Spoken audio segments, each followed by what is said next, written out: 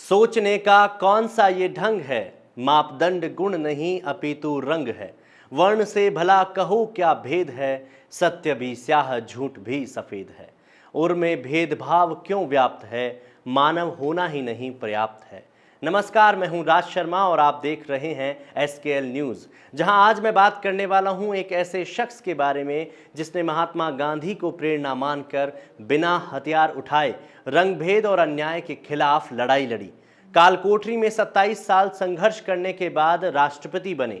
विदेशी होने के नाते भी भारत के सबसे बड़े सम्मान भारत रत्न के साथ साथ विश्व का सबसे बड़ा पुरस्कार नोबेल पुरस्कार प्राप्त करने वाले दक्षिण अफ्रीका के पहले अश्वेत राष्ट्रपति नेल्सन मंडेला की आज जयंती है। आज हम आपको बताएंगे इनके जीवन से जुड़ी कुछ अहम बातें। 18 जुलाई 1918 का दिन जब दक्षिण अफ्रीका के ईस्टर्न कैप के मवेजो गांव में जन्म होता है नेल्सन मंडेला का। मंडेला के पिता गेडला हेनरी ने 3 शादियां की थी। मंडेला हेनरी की तीसरी पत्नी नेक्यूफी नौसेकिनी की संतान बने। अपने पिता की सभी संतानों में मंडेला 13 भाइयों में तीसरे नंबर पर थे। मंडेला के पिता हेनरी मवेजो कस्बे के जनजातीय सरदार थे। वहां के स्थानीय भाषा में सरदार के बेटे को मंडेला कहा जाता था, इसीलिए नेल्सन मंडेला का उपनाम मंडेला रखा गया। शुरुआती तौर में मंडेला को पिता हेनरी ने रोलिल हाला नाम दिया था, जिसका मतलब शरारती होता है।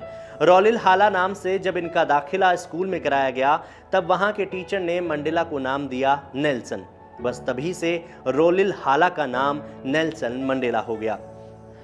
मंडेला ने अपनी प्रारंभिक शिक्षा क्लार्कबेरी मिशनरी स्कूल से पूरी की। उसके बाद की स्कूली शिक्षा मेथोडिस्ट मिशनरी स्कूल से ली। मंडेला के पिता गेडला हेनरी लंग कैंसर से काफी समय से पीड़ित थे। जब मंडेला 12 वर्ष के थे तो उनके पिता की मृत्यु हो गई। 1937 में मंडेला ने हेल टाउन कॉलेज से कानून की पढ़ाई की। कॉलेज में इनका एक दोस्त बना अलीबर हाम्बो। कॉलेज के दिनों में ही मंडेला ने कॉलेज में काफी असमानताएं देखी, जिसमें रंग को लेकर भेदभाव किया जाता था। मंडेला ने अपने दोस्त अलीबर हाम्बो के साथ मिलकर यहां रंगभेद का विरोध शुरू किया। मंडेला का विरोध इस कदर से प्रचलित हुआ कि उन्हें कॉलेज से निकाला भी गया। 1941 में मंडेला जोहान्सबर्ग शहर चले गए और जीवन यापन करने के लिए एक लॉ फर्म में क्लर्क की नौकरी करने लगे। कॉलेज में जिस विरोध का सामना किया, उसी विरोध को दूसरे शहरों में भी देखा तो राजनीति में जाने की मंडेला की सक्रियता बढ़ने लगी। जोहान्सबर्ग में ही मंडेला की मुलाकात वॉल्टर सिसुलू और वॉल्टर एल्बर्टाइन से हुई। उन दोनों ने राजनीतिक रूप से मंडेला को काफी प्रभावित किया। रंग के आधार पर होने वाले भेदभाव को दूर करने के लिए फिर मंडेला ने स्वतंत्र रूप से राजनीति में जाने का मन बनाया। साल 1944 में Mandela African national Congress party में शामिल होते हैं, जो पहले से ही राजनीति में काफी सक्रिय भूमिका निभा रही थी और रंगभेद के विरुद्ध पार्टी ने आंदोलन भी चला रखा था। इसी साल मंडेला ने अपने मित्रों और सहयोगियों के साथ मिलकर African national Congress youth league की स्थापना की। 1947 में मंडेला उसी लीग के सचिव भी चुने गए। उस समय पूरे दक्षिण अफ्रीका पर गोरे अंग्रेजों का राज था और 80% लोगों की आबादी वाले अफ्रीका में 20% अंग्रेजों ने अपनी हुकूमत कर रखी थी। नेल्सन ने 1952 में कानूनी लड़ाई लड़ने के लिए एक कानूनी फर्म की स्थापना की। नेल्सन की बढ़ती लोकप्रियता के कारण उन पर प्रतिबंध लगा दिया गया। वर्णभेद के आरोप में उन्हें जोहान्सबर्ग के बाहर भेज दिया गया। उन पर प्रतिबंध लगा दिया गया कि वे किसी भी बैठक में भाग नहीं ले सकते। सरकार के दमन चक्र से बचने के लिए नेल्सन मंडेला और ओलिवर ने एक अहम प्लान बनाया, जिसमें निर्णय लिया गया कि कांग्रेस को टुकड़ों में तोड़कर काम किया जाए तथा परिस्थिति अनुसार भूमिगत रहकर काम किया जाए। अश्वेत लोगों पर गोरी हुकूमत वाली सरकार ने पहले से ही कई प्रतिबंध लगा रखे थे, पर बावजूद उसके नेल्सन क्लिप टाउन चले गए और वहां कांग्रेस के जलसों में भाग लेने लगे। उन्होंने वहां उन सभी संगठनों के साथ काम किया जो अश्वेतों की स्वतंत्रता के लिए संघर्ष कर रहे थे। सरकार के दमन चक्र के कारण नेल्सन का जनाधार बढ़ रहा था। रंगभेद सरकार आंदोलन तोड़ने का हर संभव प्रयास कर रही थी। इसी बीच कुछ ऐसे कानून भी सरकार ने पास किए जो अश्वेतों के हित में नहीं थे। नेल्सन ने इन कानूनों का विरोध किया। विरोध प्रदर्शन के दौरान ही शार्पविले शहर में पुलिस ने आंदोलन कर रहे प्रदर्शनकारियों पर गोलियों की बौछार कर दी। इसमें लगभग 180 लोग मारे गए। सरकार के इस क्रूर दमन चक्र से नेल्सन का अहिंसा पर से विश्वास उठ गया और अत्याचारों की पराकाष्ठा को देखते हुए अफ्रीकन नेशनल कांग्रेस ने ये हथियारबंद लड़ाई लड़ने का फैसला लिया। पार्टी के इसी लड़ाके दल का नाम स्पीयर ऑफ द नेशन रखा गया और नेल्सन मंडेला को इसका अध्यक्ष बनाया गया। सरकार इस संगठन को खत्म करके नेल्सन को गिरफ्तार करना चाहती थी, जिससे बचने के लिए नेल्सन देश के बाहर चले गए और अदीस अबाबा में अपने आधारभूत अधिकारों की मांग करने लगे।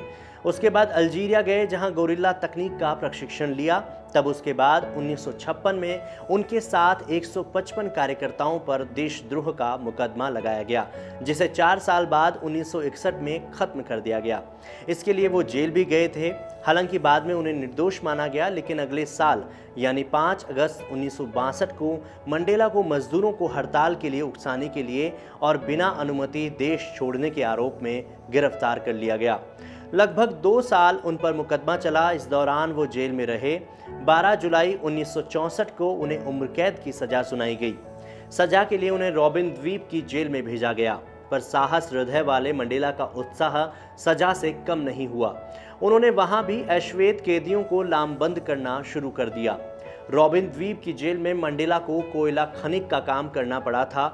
इसी दौरान उन्होंने गुप्त रूप से अपनी जीवनी भी लिखी। जेल में लिखी गई उनकी जीवनी 1994 में एक पुस्तक के रूप में प्रकाशित हुई, जिसका नाम लॉन्ग वॉक टू फ्रीडम है। साल 1989 में अफ्रीका में सरकार बदलती है और एक उदारवादी नेता FW क्लार्क अफ्रीका के राष्ट्रपति बनते हैं, जिन्होंने ऐतिहासिक फैसला लिया, जिसके मुताबिक क्लार्क ने अफ्रीका में अश्वेत लोगों पर लगा प्रतिबंध हटा दिया, जो काफी समय से अंग्रेजों के द्वारा लगा हुआ था। इसी फैसले के बाद जीवन के 27 साल कोठरी में बिताने के बाद अंततः 11 फरवरी 1990 को उनकी रिहाई हुई। रिहाई के बाद समझौते और शांति की नीति द्वारा उन्होंने एक लोकतांत्रिक एवं बहुजातीय अफ्रीका की नींव रखी।